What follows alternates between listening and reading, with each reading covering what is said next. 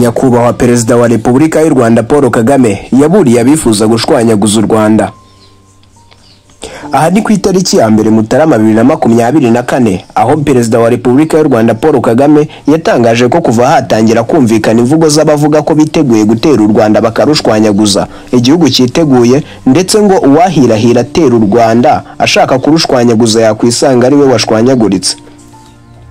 Ni ubutumwa Perezida wa Repubulika y'u Rwanda Paul Kagame yagarutseho mu birori byo gusoza umwaka wa 2023 yakiriyemo abanyarwanda n'inshuti z'u Rwanda kuwa gatandatu tariki ya 30 Ukuboza 2023. Iki ni ikiganiro menya, menyera byinshi muri iki kiganiro. Nge ndi Muvandimwe Pennuel, iyi ni Mirror Rwanda. Aha ni mu birori byarimo Madamu Jeannette Kagame, Minisitiri w'Intebe Dr Edouard Ngirente, abayobozi mu nzego zitandukanye z'igihugu, urubyiruko n'abandi.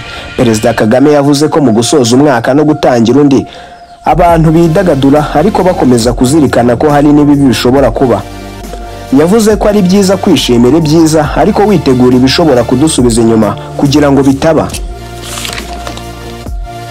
Ibi birori byo gusoza umwaka wa 2023 byabaye nyuma y'iminsi mike Perezida wa Repubulika Iharanira Demokarasi ya Kongo Felix Antoine Tshisekedi atangaje ko ashaka gutera u Rwanda arushinja gufasha umutwe wa M23.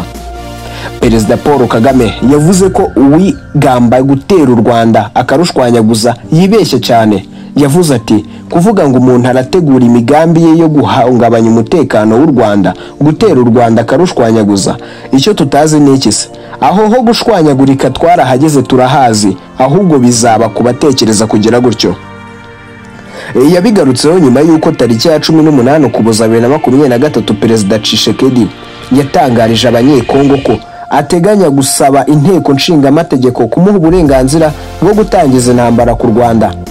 Aho Perezida wa Kongo Felix Antoine Tshisekedi ko ingabo ze FARDC zifite ubushobozi bwo kurasa Kigali bidasabye ko ziva mu mujyi wa Goma. Perezida Kagame yasobanuye ko ibyo kimwe n'andi magambo yatangajwe mbere bikimara kuvugwa hari abaje kumwumvisha ko yari amagambo Tshisekedi yavuze yikinira. Bivugwa ko Tshisekedi ashobora kuba yarabivuze ngo abaturage bongere kumutora manda ye ya kabiri, akaba ari impamvu za politike. Perezida Kagame yavuze ko adashobora kubifata nk'imikino. Ati gukoresha kugirira nabi u Rwanda kugira ngo wowe ibintu byawe bikugendekere neza. Twe ntabwo tuzategura kugira nabi umuntu uwo ari we wese. Ntushobora no kuza kunyigisha ngo uriya wavugaga biriya ngo ntabwo ari byo yavugaga. Ati nje ngomba kwitegura kugeza igihe nzabonera ibimenyetso ko atari byo yavugaga. Perezida Kagame kandi yagaragaje ko nta muntu ukwiye gukoresha u Rwanda mu nyungu ze ashaka kugera ku byo ashaka kuko bitazamuhira. Yagize ati nta gishobora kutubaho kiri inyuma y'icyatubayeho. Ubwo rero ushaka kudukiriraho cyangwa kudukoresha kugira ngo agere ku bye, ibyo biramureba.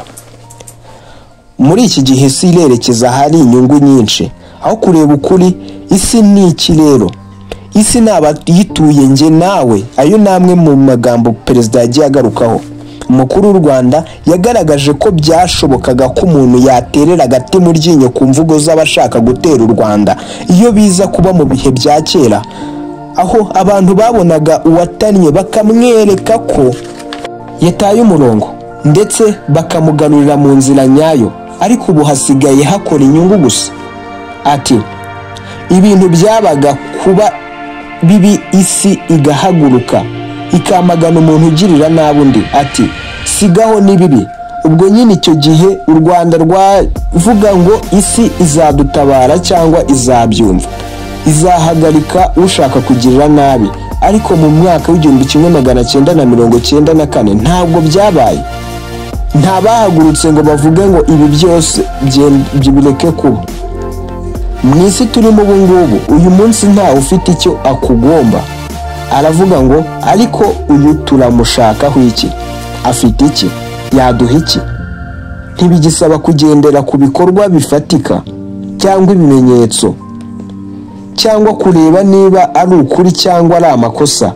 Ni inyungu gusa. Niba umuntu afite inyungu yunguka muri wa wundi unteza umutekano muke, amufitemo inyungu nyinshi kundusha, ubwo uramenya ko ugombwa kwirwariza. umukuru w'igihugu yagaragaje ko no mu mwaka w'1994 ibihugu byatereranye u Rwanda birangira habayeho kwirwariza kandi igihugu nticyazima. Yavuze ko no kuri iyi nshuro nta bwoba nta bikangisho rufite kuko ruhora rwiteguye.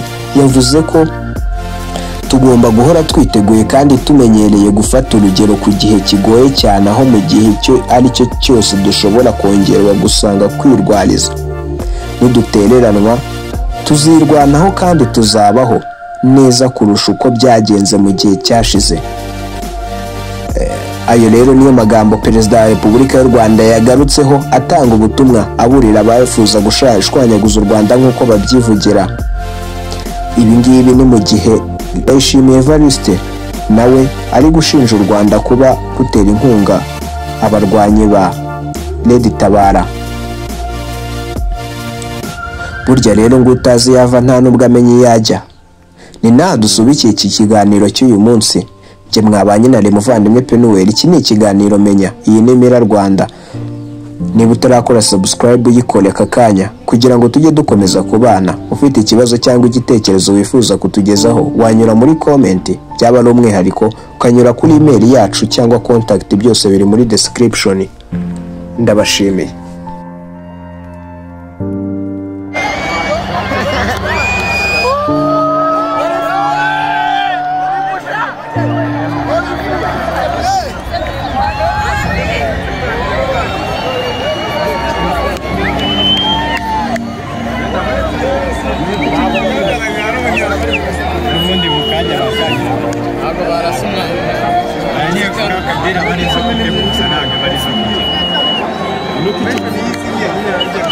abantu ko bafite ibintu kimwe kimwe kwitegura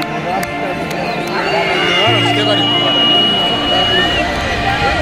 abindi bari bashyira mikoro bari bakajya ntabwo ntazi iminota kimwe muri bwo mu mwete bashyiraho ubundi